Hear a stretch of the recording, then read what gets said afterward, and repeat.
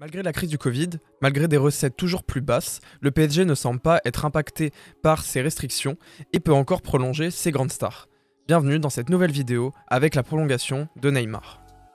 Alors, avant que cette vidéo commence, n'hésitez pas à aller faire un tour sur le média Le Point Sport qui est dans la description.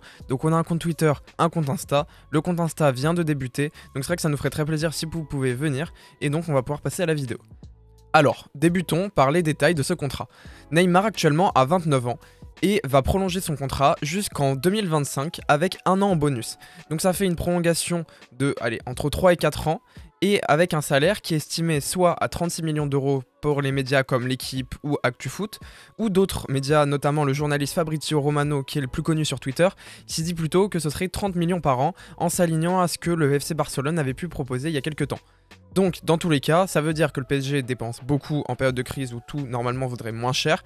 Mais en revanche, ça lui permet de maintenir une star qui, certes, est très souvent blessée. Plusieurs mois par an, moi je suis supporter du PSG, il est très frustrant. Mais en même temps, c'est quand même une grande star. Et ça permet d'avoir un coup de projecteur très important pour la Ligue 1 et pour le PSG qui a quand même besoin de maintenir ses stars, notamment quand on sait que Mbappé est peut-être en train de s'en aller. Donc après, même si on aime Neymar, même si on n'aime pas Neymar, ça reste quand même une excellente nouvelle et je suis très satisfait de cette prolongation. Maintenant, ça va être intéressant de voir un peu les conséquences de cette prolongation et on va les étudier dans cette partie. Alors c'est assez simple, le PSG n'a pas besoin de recruter de milieu offensif ou d'ailier un peu, qu'on connaît, style Dybala. C'est vrai que c'est pas du tout finalement dans le style du PSG qui a déjà Neymar et Di Maria. Di Maria prolongé, donc on voit aussi qu'en Ligue des Champions il est très fort, ça sert absolument à rien de le changer. Donc vraiment pour moi, côté gauche Neymar, côté droit Di Maria, limite jeu avec 3 attaquants. Et pour moi si Mbappé prolonge, en réalité je suis même pas sûr qu'on ait besoin d'un numéro 9. Mbappé numéro 9, à gauche Neymar, à droite Di Maria, ils peuvent repiquer. Alors certes c'est vrai que sur les côtés ça va être compliqué, d'où le fait qu'il faille renforcer très fortement les latéraux, notamment à gauche, Bernat qui va revenir, peut-être qu'il va bien revenir. Mais bon, avec ses problèmes aux ligaments, en fait, on ne peut pas savoir dans quel état il va être.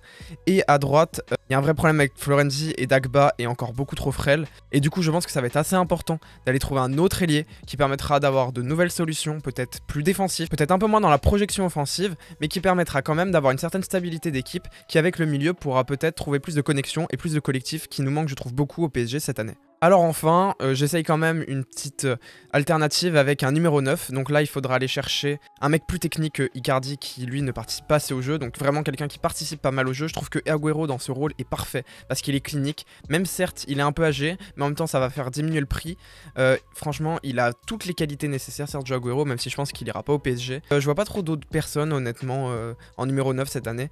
Du coup, là, ça m'aurait vraiment permis de voir une animation avec un numéro 10 Neymar, numéro 9 Kane, avec à droite Di Maria et à gauche Mbappé où il permute. Mais du coup, ça aurait vraiment permis une grosse animation. Et en milieu défensif, un petit Camavinga Gay ou alors un Camavinga Verratti, ça aurait été magnifique. Voilà, j'espère que vous avez apprécié cette vidéo. N'hésitez pas à la liker, à vous abonner. Vous êtes 90% quasiment à ne pas être abonné à la chaîne. Donc si elle vous plaît, vous voyez qu'on essaye d'être régulier, n'hésitez pas à vous abonner pour suivre nos nouvelles vidéos. Merci à tous.